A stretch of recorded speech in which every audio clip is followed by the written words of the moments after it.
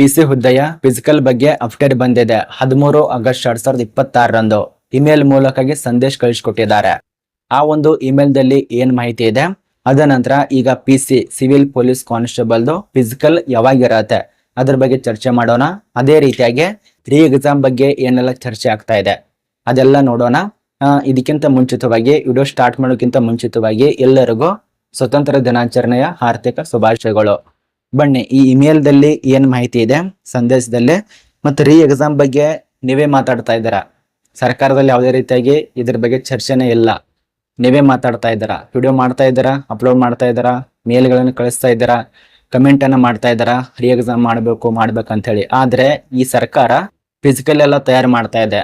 ಅದೇ ಈ ಒಂದು ಇಮೇಲ್ ದಲ್ಲಿ ಇದೆ. ಸುಮಾರು 4 ವಿಭಾಗೀಯ ಅಧಿಕಾರಿಗಳಿಗೆ ಈ ಒಂದು ಮೇಲ್ ಕಳಿಸ್ಕೊಟ್ಟಿದ್ದಾರೆ. ಯಾರು ಕಳಿಸ್ಕೊಟ್ಟಿದ್ದಾರೆ? ಡೈರೆಕ್ಟರ್ ಜನರಲ್ ಆಫ್ ಪೊಲೀಸ್ ಇವರಿಂದ ಮೇಲ್ ಹೋಗಿದೆ. ಈ ಒಂದು ಮೇಲ್ದಲ್ಲಿ ಪ್ರಮುಖವಾದ ಒಂದು ಮಾಹಿತಿ ಇದೆ.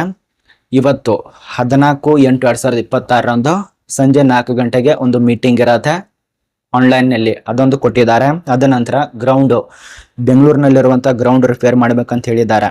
ಎಲ್ಲ ತಯಾರು ಮಾಡೋ ಸಲುವಾಗಿ ಅಧಿಕಾರಿಗಳನ್ನ ನೇಮಕ ಮಾಡೋ ಸಲುವಾಗಿ ಇದೊಂದು ಹೇಳಿದ್ದಾರೆ. ತರಬೇತಿಗೆ ಭಾಗವಹಿಸುವಂತ ಅಧಿಕಾರಿಗಳ ಲಿಸ್ಟ್ ಇರತ್ತೆ ಇದರಲ್ಲಿ, ಮತ್ತು ಸಿಬ್ಬಂದಿಗಳ ಲಿಸ್ಟ್ ಇರತ್ತೆ. ಅಂದ್ರೆ ತರಬೇತಿ ಸಮಯದಲ್ಲಿ ಇವರು ಇರಬೇಕು, ತರಬೇತಿಯಲ್ಲಿ ಭಾಗವಹಿಸ್ಬೇಕಂತ ಹೇಳಿದ್ದಾರೆ.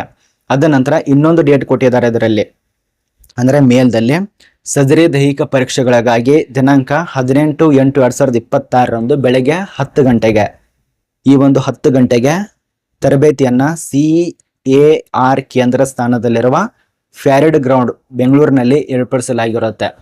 ಈ ಒಂದು ದಿನಾಂಕನ ಮೆನ್ಷನ್ ಮಾಡಿದ್ದಾರೆ. ಇಷ್ಟು ಇದರಲ್ಲಿ ಮಾಹಿತಿ ಇದೆ. ಇದೆಲ್ಲ ಆಯ್ತು. ಇನ್ನು ಈ ಒಂದು ಫಿಸಿಕಲ್ ಯಾವಾಗಿರತ್ತೆ ನೋಡಿ, ಇನ್ನೂ ರಿಸಲ್ಟ್ ಪ್ರಕಟ ಮಾಡಿಲ್ಲ.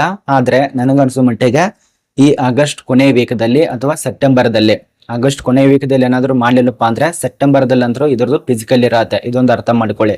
ರನ್ನಿಂಗ್ ಅಂತೂ ಈಗಿಂದಾನೆ ಸ್ಟಾರ್ಟ್ ಮಾಡಿ.